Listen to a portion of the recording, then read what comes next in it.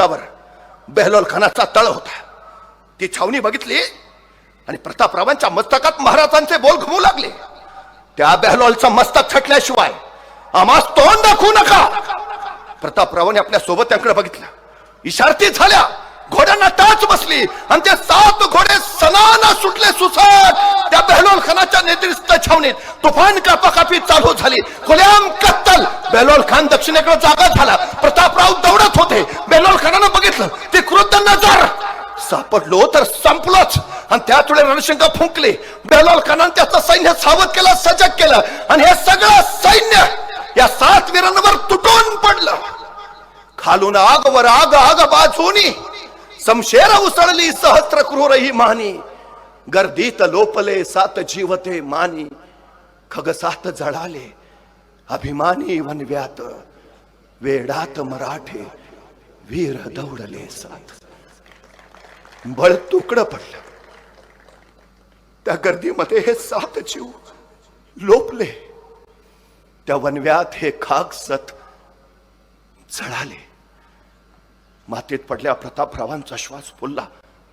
त्या श्वासानं माती उंच उडाली आणि उंच उडाल्या मातेला प्रतापराव सांगू लागले, सांगा माझ्या राजाला हा प्रतापराव गेला, मातीत मेला.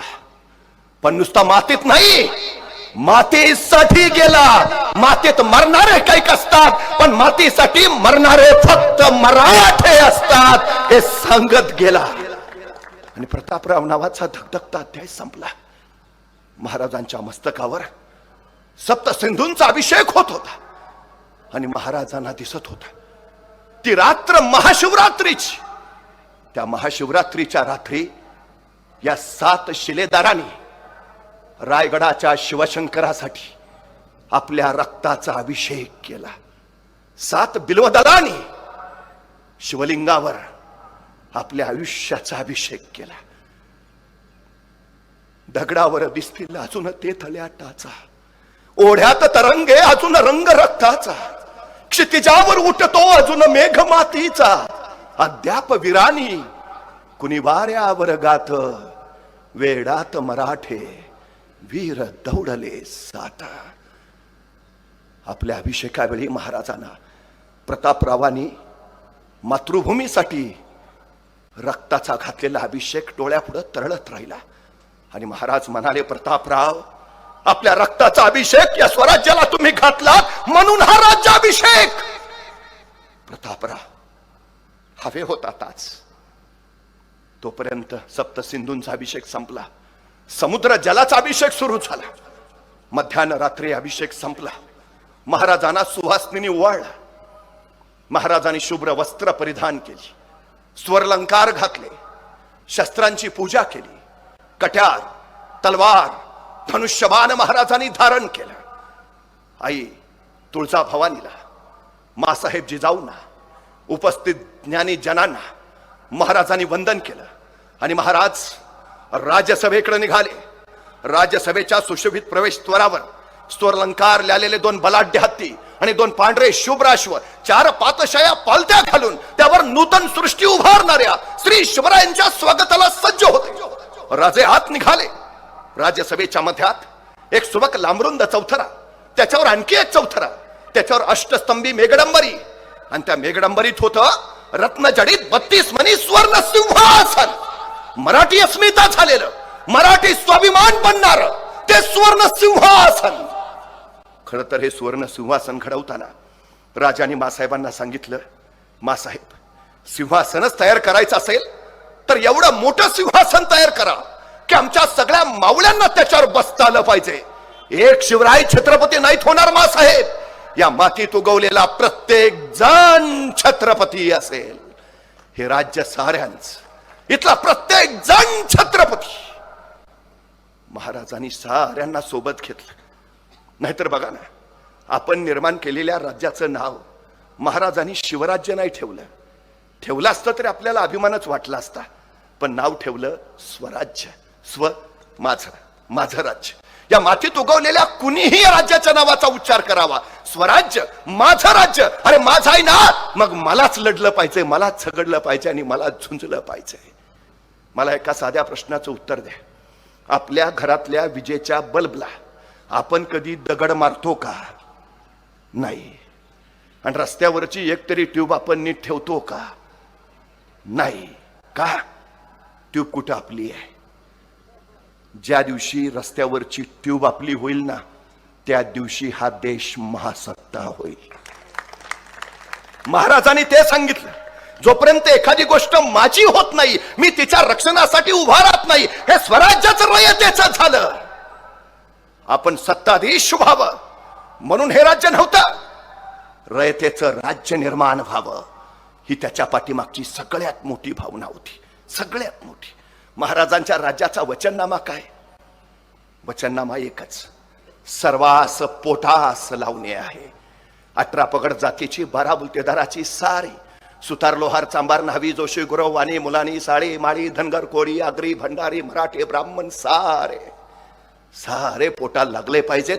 हे साऱ्यांचं राज्य आहे.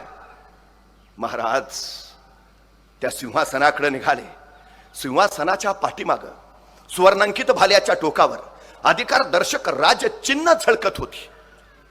सुवर्णमत्स्य, मोरचल, अश्वदलाची, आरमाराची, निपक्ष न्यायाची. हेनरी ऑक्झेंडन महाराजांच्या राज्याभिषेकाला उपस्थित होता.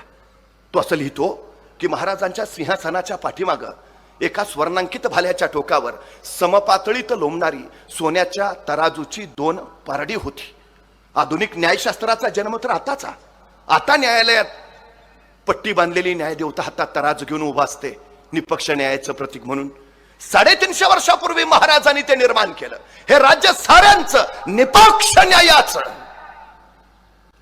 नाहीतर बघा ना, स्त्रियांवरच्या अत्याचाराचा सगळ्यात जलद गतीनं झालेला निर्णय, फास्ट ट्रॅकवर चाललेली एकमेव केस आहे भारतातली रांझ्याच्या पाटलाची. एकमेव. किती वेगात असेल? सगळ्यात महत्वाची गोष्ट, सगळ्यांना समान न्याय, पटकन. त्याच्याही पेक्षा महत्वाचं, महाराजांनी पहिला विचार हा करून ठेवला, या भूमीवर राज्य नव्हती असं नाही. विजयनगरचं साम्राज्य होतं, देवगिरीचं राज्य होतं, पण उद्ध्वस्त झालं. आपण ही राज्य उभा करतो आहे, कदाचित तेही उद्या नाही. हे स्वराज्य चिरंतन राहिलं पाहिजे. म्हणूनच महाराजांनी पहिला विचार केला, स्वराज्याला धोका कुठून?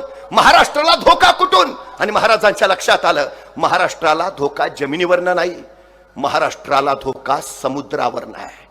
परवा मुंबईवर 26/11चा दहशतवादी हल्ला झाला आणि मग आम्हाला कळालं, महाराज म्हणत होते ते खरं होतं.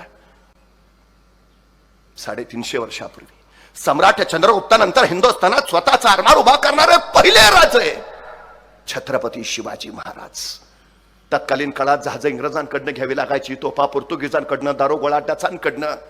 महाराजांनी एके दिवशी विचार केला, इंग्रज आज जहाज देत आहेत, पोर्तुगीज आज तोफा देत आहेत, डच आज दारोगोळा देत आहेत, पण उद्या हे सगळं देणं यांनी बंद केलं तर?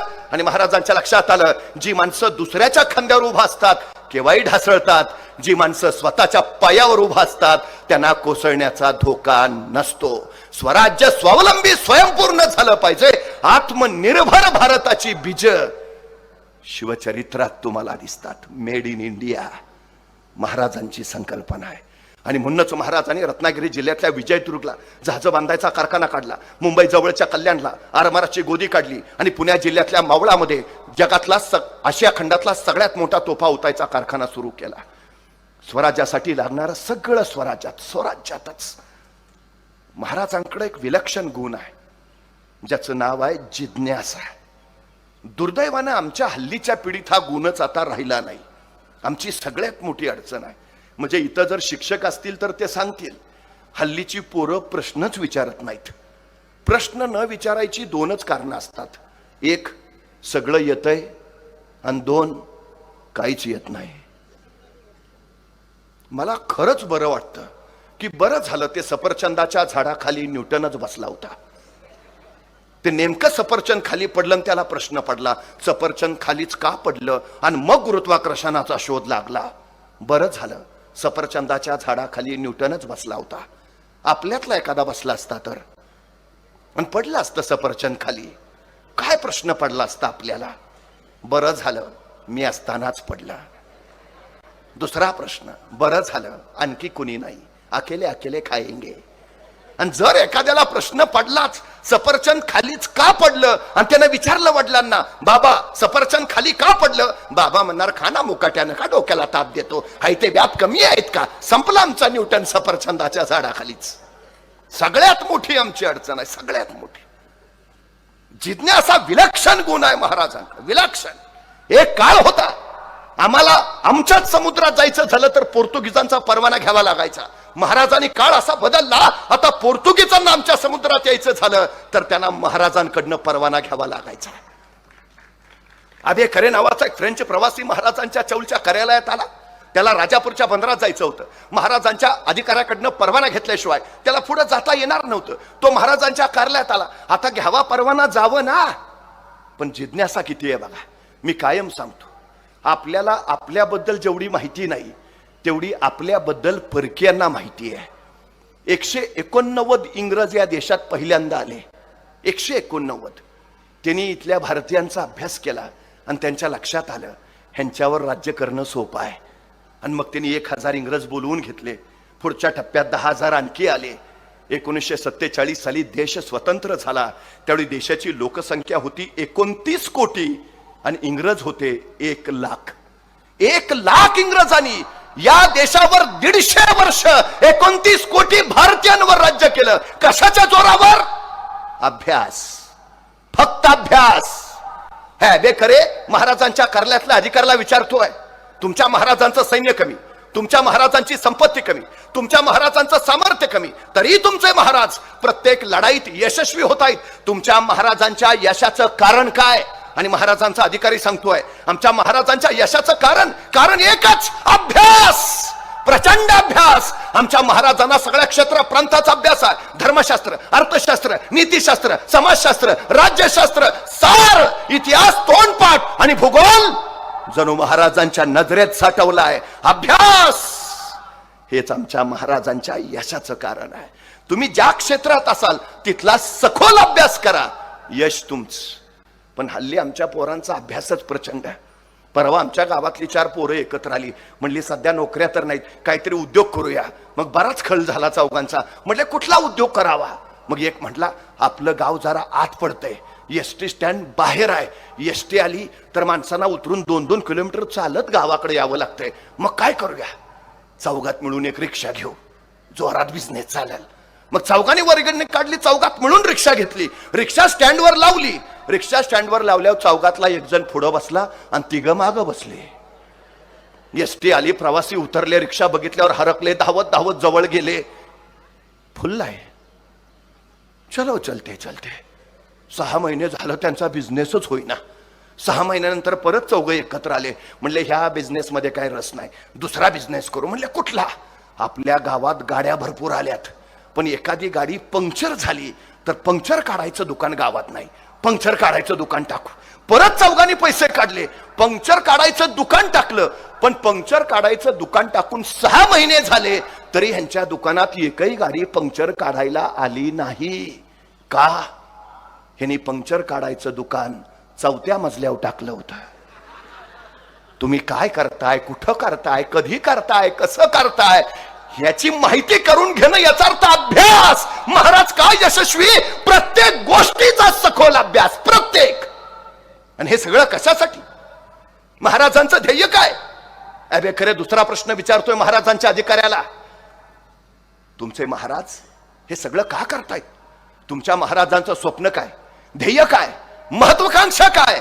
आणि महाराजांचा अधिकारी सांगतोय आमच्या महाराजांचं ध्येय, आमच्या महाराजांचं स्वप्न, आमच्या महाराजांची महत्वाकांक्षा अहद तंजावर ते तहद पेशावर, सिंधू नदी पासून बंगालचा उपसागर अखंड स्वराज्य उभा करायचं आणि या स्वराज्यावर भगवा डौलानी फडकावत ठेवायचा. हे आमच्या राजांचं ध्येय आहे. राजांचं ध्येय महाराष्ट्रापुरतं मर्यादित नाही. अहद तंजावर, तहद पेशावर, सिंधू नदी पासून कावेरीच्या संगमापर्यंत अखंड स्वराज. हा राज्याभिषेक त्या ध्येयाचं पहिलं सामर्थ्यशाली पाऊल होतं. आणि महाराज सिंहासनाकडे निघाले. गणपती, गजाश्वपती, सुवर्ण रत्न श्रीपती, प्रजापती, अष्टप्रधान वेष्टित, न्यायालंकार, प्रौढ प्रताप पुरंदर, राजे सिंहासनाच्या चौथऱ्यावर पोहोचले. मंत्रघोष चालूच होता, मंत्रोच्चार घुमत होता. गागाभट्ट पुढे झाले. सिंहाचा मुखवट असलेला सुवर्ण राजदंड त्यांनी महाराजांच्या हाती दिला. महाराजांनी त्याला वंदन केलं आणि उजवा गुडघा टेकून महाराजांनी सिंहासनाला वंदन केले आणि पदस्पर्श न करता महाराज सिंहासनारोहण करते झाले. सिंहासनावर महाराज वीरासनात बसले. मंत्रघोष थांबला आणि मौल्यवान जरावाचं मोतिलग झालराचं सुवर्ण छत्र घेऊन गागाभट्ट पुढे झाले. महाराजांच्या मस्तकी त्यांनी सुवर्ण छत्र धरले आणि गागाभट्टांची किलकारी घुमली. क्षत्रिय कुलावतंस सिंहासनाधीश्वर महाराजाधिराज छत्रपती शिवाजी महाराज की.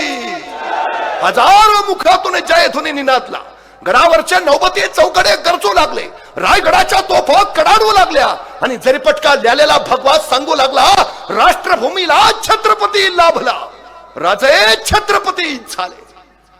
राज्याभिषेकानंतर महाराजांनी अष्टप्रधान मंडळांना अधिकार दिले.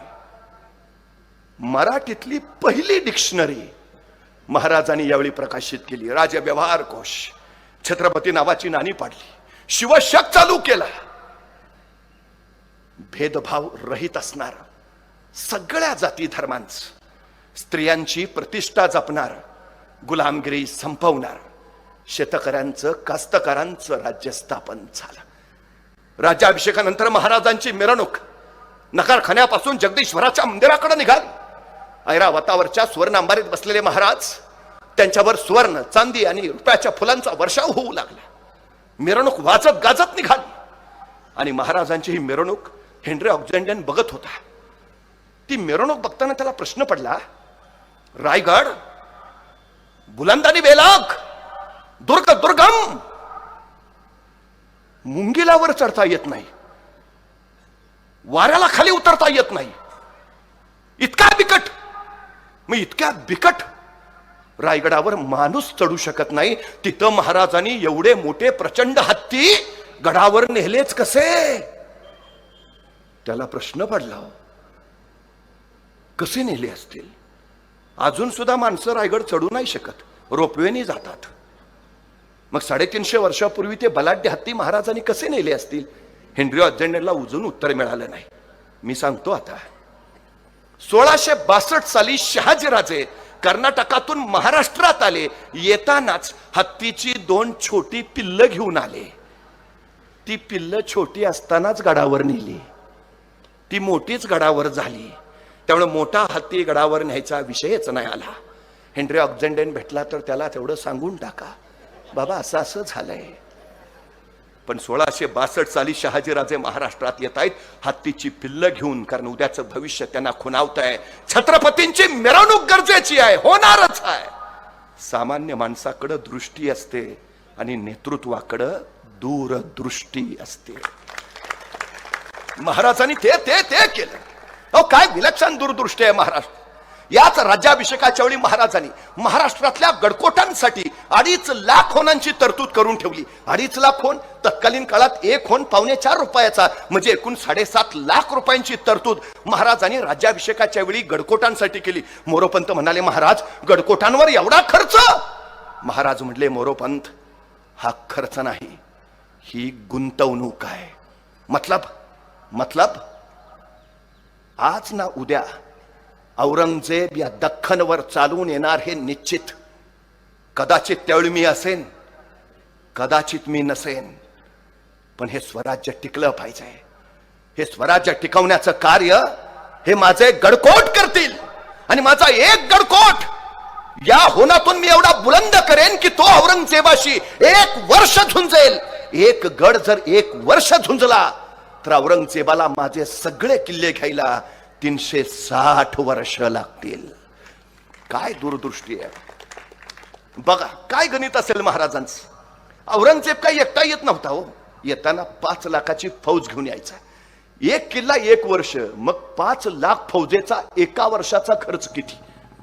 मनुष्यबळ महाराजांकडे तितका नाही, पण औरंगजेबाची आर्थिक हानी आपण करू शकतो आणि ती महाराजांनी केली. एका गडाना 1 वर्ष झुंजवला म्हणजे 5 लाख गुणिले त्याचा सगळा खर्च. 14 कोटी घेऊन आलेला औरंगजेब संभाजी राजांबरोबरच्या पहिल्या वर्षातच औरंगजेबाचा सगळा खजिना संपला. मग त्यांनी शहाजहानचा मागवला, तो संपला. मग त्यांनी जहागीरचा मागवला, तो संपला. मग अकबराचा मागवला, तो संपला. मग बाबराचा मागवला, तो संपला. औरंगजेब या दख्खनशी टकरा घेताना कफल्लक झाला. महाराजांची दूरदृष्टी, महाराजांच्या मृत्यूनंतर फक्त 47 वर्षात मुघल सल्तनत संपली. आर्थिक दृष्ट्या खिळखिळी होऊन संपली. हा महाराजांचा प्लॅन ए होता, एक गड एक वर्ष. हे जरी नाही झालं तरी महाराजांनी प्लॅन बी तयार ठेवलेला. इथून 650 मैल महाराज तामिळनाडूला गेले, वेल्लोरचा किल्ला जिंकला.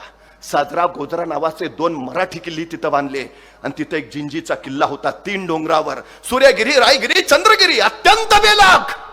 40,000 फौज घेऊन महाराज जिंजीचा किल्ला जिंकायला गेले. महाराजांनी हिशोब केला, किल्ला जिंकायला 2.5 महिने लागतील. 40,000 सैनिकांचा 2.5 महिन्यांचा खर्च नॉट परवडेबल. सरळ किल्लेदाराशी बोलणं लावलं, 50,000 किल्ला ताब्यात. म्हणजे महाराष्ट्रातल्या गडकोटसाठी 7.5 लाख आणि जिंजीसाठी. बघा, संभाजी महाराज कैद झाले, महाराणी येसुबाई शाहूराजे कैदेत गेले आणि राजाराम महाराज महाराजांनी घेऊन ठेवलेल्या जिंजीला गेले. महाराजांच्या दूरदृष्टीमुळे, महाराजांनी जिंजी घेऊन ठेवल्यामुळं तख्त वाचलं, मराठी साम्राज्य वाचलं. हे सगळ्यात महत्वाचं. सगळ्यात काय विलक्षण असेल. महाराणी येसुबाई आणि युवराज शाहूराजे औरंगजेबाच्या कैदेत तब्बल 27 वर्ष राहिले. 27 वर्ष.